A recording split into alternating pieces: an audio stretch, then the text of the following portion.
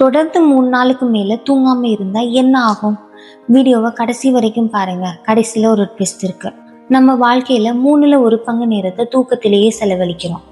ஆனால் நம்ம வாழ்க்கைக்கு தூக்கமே தேவையில்லைன்னு ஆனால் என்ன நடக்கும்? என்னைக்காவது யோசிச்சு பார்த்துருக்கீங்களா?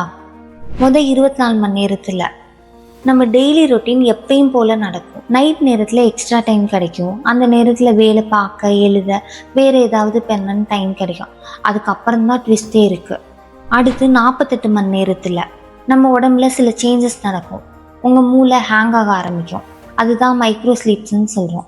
மைக்ரோ ஸ்லீப்ஸ்னால் என்னென்னா, நீங்கள் முழிச்சிட்டு இருக்கும்போதே நம்ம மூளை சில செகண்ட்ஸ் ஆஃப் ஆகிட்டு ஆன் ஆகும். இதனால் நம்ம டெய்லி ரொட்டீன் நடக்கிறது, வண்டி ஓட்டுறது எல்லாமே ஆபத்தாக மாறும்.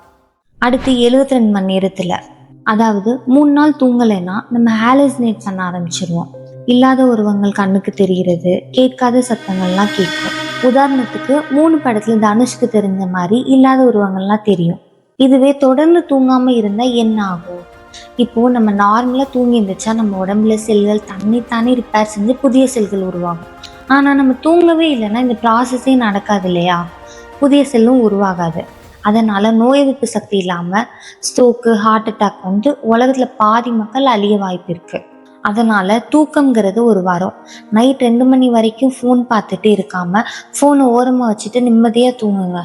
இந்த வீடியோவை ராத்திரி பூரா முழிச்சிட்டு இருக்க உங்கள் நைட்டு ஃப்ரெண்ட்ஸ்க்கே ஷேர் பண்ணுங்கள். அப்படியே நம்ம சேனலை ஃபாலோ பண்ணுங்கள். பாய்.